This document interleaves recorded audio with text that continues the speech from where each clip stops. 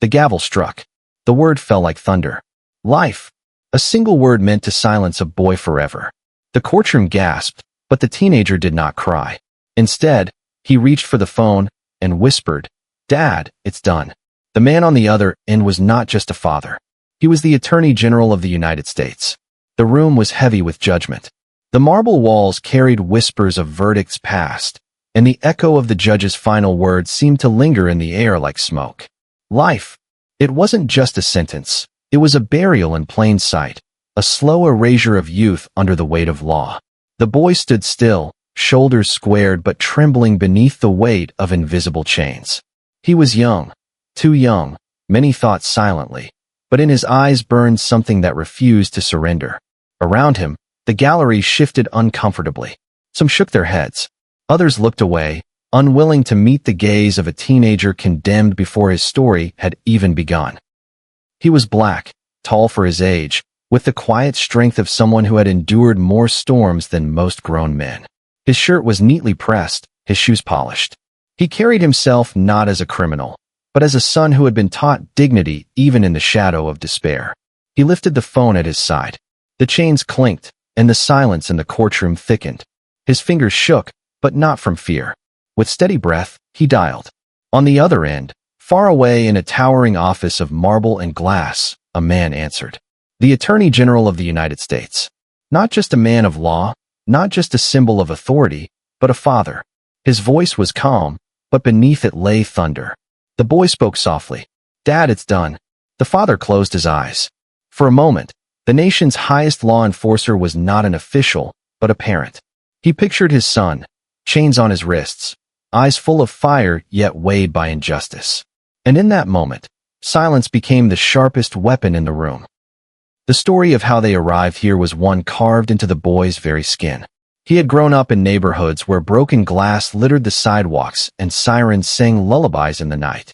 His mother had worked 2 jobs, her hands blistered from scrubbing other people's homes, while his father's rise through the legal system had been steeped in sacrifice.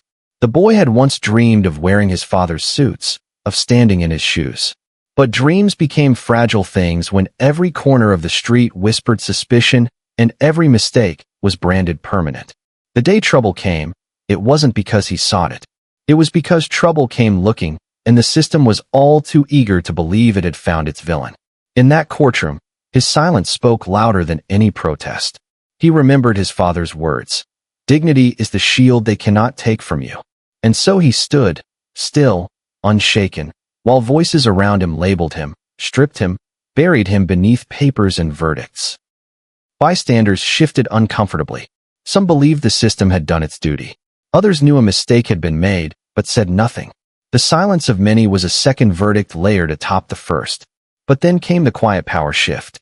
When the father stood, the room recognized him not just as a man in a tailored suit, but as a force history would remember. He did not shout. He did not pound the table. His silence carried more weight than noise ever could. And then he spoke, not in anger, but in truth.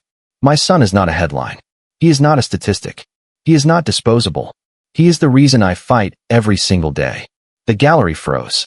Even the judge, who moments earlier had wielded finality like a sword, shifted in his seat. The Attorney General did not argue the law. He reminded them of humanity. He reminded them that beneath robes and gavels, beneath chains and uniforms, beat human hearts capable of justice or injustice. And in that stillness, a line was drawn.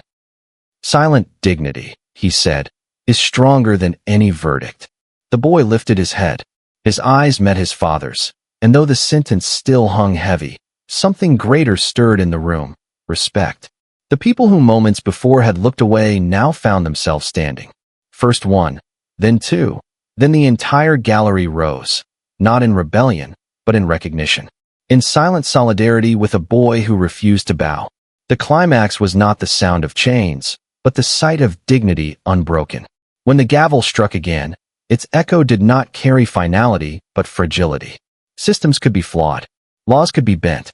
But honor, once revealed, could not be silenced. As the boy was led away, he turned once more toward his father. And in his eyes burned a truth the world could not ignore. "They may hold my body, but they will never own my soul." the story did not end there. It rippled outward, through the hallways of justice, through the silent witnesses who carried it in their hearts, through every person who had ever felt invisible. And the reflection it left was simple, unforgettable, and worth sharing. Respect is not earned through power. It is revealed in silence, in sacrifice, in standing tall when the world demands you fall. So, wherever you are watching from, ask yourself, what does dignity mean to you? And if this story moved you, share it, speak of it, and stand with those whose silence speaks louder than noise ever could. Subscribe for more stories that honor the unseen heroes, the silent warriors, and the moments that remind us of our shared humanity.